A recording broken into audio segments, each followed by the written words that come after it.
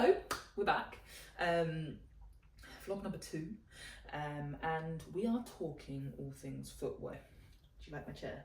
This gives me very Graham Norton-y vibes, you know, that red chair where you like pull the thing. When we are looking at all the footwear, there's kind of 3 key shoes, I'll be very honest, that will be in my rotation, and I wanted to kind of take you through some of the characteristics that I look for in a shoe and things that are just to look for. I know that landscape can be so crazy to look at. For some background for you, my first job when I was 13 was working in a running shoe shop. So I have been looking at feet, analysing, understanding feet for, oh my gosh, 18 years. Wow, 18 years, that's crazy. I have a sports science degree with a little nudge into biomechanics, and have done a lot of research into running gait, running injury, and it's my big focus in terms of the work that I do when I work with clients. And yeah, if you want something to know about running shoes, I can help you out. So let me talk about, first and foremost, a shoe that I think a lot of runners don't think about, and that's your strength shoe. So this here is the Rad one. I personally like this. There are so many other strength shoes out there, but I just want to show you some of the key characteristics that I look for when I am looking at a strength-based shoe. So first and foremost, start with the outsole, is a wide base. So when I'm doing things like squats, I'm doing things like deadlifts, I want to feel like my foot inside the shoe, let me use my hand, that'll be my key thing I'll do today, is able to splay, is able to flex out. The last thing you want to do when you're trying to have a stable base is to feel like being squashed, to feel like being unstable. Whenever I think of it, I always think about like horrific high heels where you're a bit too tight in the shoe and like you just don't feel stable. I mean, plus Emma, you're on an incline, but ignore that. So for me, first and foremost, loving the base of a shoe for strength specifically. So the Rads have a great base. I used to use Metcons. I've also used Reebok Nanos. I did the whole CrossFit thing back in the day, so I have used many a shoe type. But I would say those 3 kind of probably the main ones that I've leaned into. Also the Under Armour Tri-Base Rain, that is a great shoe too in terms of I used that for a good few years. So this is just my current shoe in rotation now, but that is the first thing. Wide base and also a super stable heel. So there's something called an external heel counter, which basically sits in the shoe. You can have it internally, you can have it externally. This is an internal one, so it just holds more rigidity through the back of the heel. So when you're doing your pogo jumps, your squats, your deadlift, you don't want your heel to be moving around. That's a hard no. So making sure that that kind of holds your foot once it's been put in, your heel feels held. And then lastly, the key thing is just in that lacing system. So what's great with Rad is it's very simple. You just simple eyelets, loop it through, lace it up, Bob's your uncle, Fanny's your aunt, right? And I would say overall fit, you want a firm handshake. A firm handshake, and also don't worry too much about sizing in a strength shoe. Yes, you want space for your toes to splay out, but you don't sort of need the same sort of length as you would go for, or I would go for personally, in a running shoe.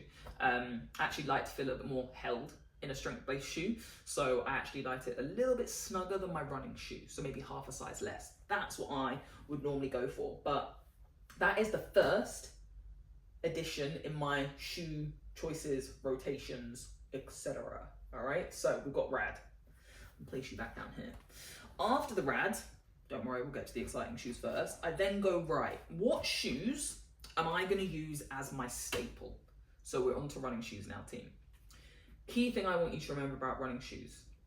In my opinion, there is no one best brand. There is no one best brand. Let's be real. McDonald's is a great brand. Is the food always good for you? No. But is it still a good brand? Yeah. All the running brands out there that exist are good brands. They wouldn't have got to the level they are to be in the competitive space without being quote unquote good. Otherwise, you know, I heard a video the other day, if your product isn't great, then there's no point in doing everything else, right? So a lot of these brands have great product. What I need you to understand is shoes fit certain shapes. Brands are merging a little bit more nowadays, but you'll have certain brands that will fit certain foot types better than others. I'm going to give you a, generalized overview. New Balance, Brooks, generically are slightly wider fitting. Flip up to the other end, Adidas, Hoka, Asics, narrower. especially through the back of the heel. So inherently, a lot more women generally get on well with Asics because of the narrower fit of foot. As such, before, this was a good 10 years ago, men used to get on better with the New Balances, the Brooks of the world. Now I know shoes come out and they're multiple different fits and shapes. New Balance and Brooks also, just to add in there, are width fittings with their shoes. So you can have D width, which is standard width for men, B width, standard for women, but you've also then got 2A as well as an E width that you can choose specifically in brands like Brooks and New Balance. They're the ones I know for definite. There may be more added to that list now, right? But that's just a quick little overview. So there is no bad shoe, bad brand. All the brands are good. There is only a bad shoe for your foot shape. So I want you to think about your foot shape will stand out individually, and then depending on how your foot shape is, your anatomy is, will depend on what brand is going to work best for your feet. Simple as that. Okay? So for me personally, my easy run shoes, I have run in, you can imagine, many a brand of shoe. And I've run in Under Armour, got on really well with Under Armour, but this is just an example of a shoe I used in my last marathon blog, so you can see it is well loved. This is the Invincible 3, Invincible Run 3, and I put in loads of miles in this shoe. So this was my easy run shoe. It was also my long run shoe, and the key characteristics I want you to think about, similar, to be fair, to the gym-based shoe. You want to be held around the heel. You want to be held around the midfoot. The difference to the gym-based shoe is you want to have space off the end. We look for about a finger to thumb's width off the end of your longest toe. For many, that's the big toe. For some of us, that's also second toe, right? So I want you to always think about when you put your foot in a shoe, don't look at the size. Ladies, don't care about the size. And my gents, some of you might care as well. We don't need to have a certain size of shoe, okay? Just make sure when your foot is in the back of it, you're standing up and you bend your knee, you have at least that finger or thumb's width off the end. That will then be the right fitting shoe for you, okay? Once we have that established, you know that that is the right size. Then we need to make sure that we have a little bit of room. We need a little bit of wiggle room side to side, not loads, but just a little bit. If that foot's already going to be compacted and squished, if you're taking on anything over 10K, half marathon, the last thing you need is restriction from the outset when you put your foot in the shoe. So be honest with yourselves about that. And then as we go through the midfoot, again, I'm going to use that phrase, feeling like a firm handshake once the shoelace is done up. That's going to be a massive key to helping you. So once you have found that in the shoe, it's then just trying different brands and seeing what the shapes are, right? Knowing what you need from the shoe, we ticked. Now try different brands. So you want to go into more independent retailers. I know the online space is massive. I know the marketing from everyone, influencers, is huge. You need to go into a physical space and try on these different brands. You've got the Runner's Needs of the world, you've got the Run and Becomes, you've got all the independent local shoe shops that you have close to you. Get in one of those, speak to someone, try different brands, see how it fits on your foot, and then you can help to make an informed decision. Once that's then done, we need to get you on a treadmill and make sure that shoe is working. So gait analysis is a huge second portion for that main long run and easy shoe, okay? What gait analysis does is make sure that shoe is working in conjunction with your body in its entirety. So not just looking at the pronation of the ankle, because we may pronate at the ankle, but your knee may kick out. And if we then just look at the ankle and we go, oh, let's try and fix that, so we stabilize you, we then might make your knee kick out more and cause you more discomfort, not more, but cause you discomfort in your hips and get sort of IT band problems and all these other things. So when you are looking at gait analysis, we look at you as one whole body, not just down at the feet, all right? So where I learned, my place of work, Pro Feet, it was something that I adored to do, looking at how the human moves, because everyone's different and everyone has a norm. Pronation is not bad. Everyone has a normal amount of pronation for them, and some people have a slightly worse amount. That's an awful word, worse. But that's just a key thing I want you to understand, is that there is no right shoe and best shoe in the world. There is the right shoe for you. So especially when it comes to your big mileage shoe that's going to take a big hit, you want to make sure that that one is right. Once we have this one, then we can get onto a little bit of the fun stuff. Now we can start to look at our speedier options. So I'm showing you these as shoes that I have personally have used and loved. First and foremost, I'm going to start with the Puma. So for those that take on high rocks, hey, I've been there, done that, got the t-shirt, still getting the t-shirts. I competed in high rocks for a couple of years now, been to a few world champs as well. And this shoe right here, the Nitro DB8 Velocity, or Velocity DB8 3 Nitro. Say it right, Emma. DB8 Nitro 3. That's the one. So what's cool with it is, yes, it actually has an ample amount of cushioning. Yes, it fits like a long run pair of shoes, but there's a plate in it. So we've got that power plate in the back, which adds stiffness, that carbon ping off of the feet, which is why speed shoes exist, okay? Many of them have these carbon plates, these P-back plates, which you can see through the base of the shoes, wash, and of course here. Now, this plate is amazing for speed work, right? It increases when you make contact with the ground, it aids with stiffening the shoe up, so the energy return you get out of it is far greater than without it. Key thing we need to remember though, you must be strong enough to use it, okay? If we're not strong enough, that energy return will ping into our muscles, ping into the tendons and stress them and strain them. And that is where we can get little micro tears, niggles and injuries. It's also why I will use my speed shoes once a week, only for my speed work.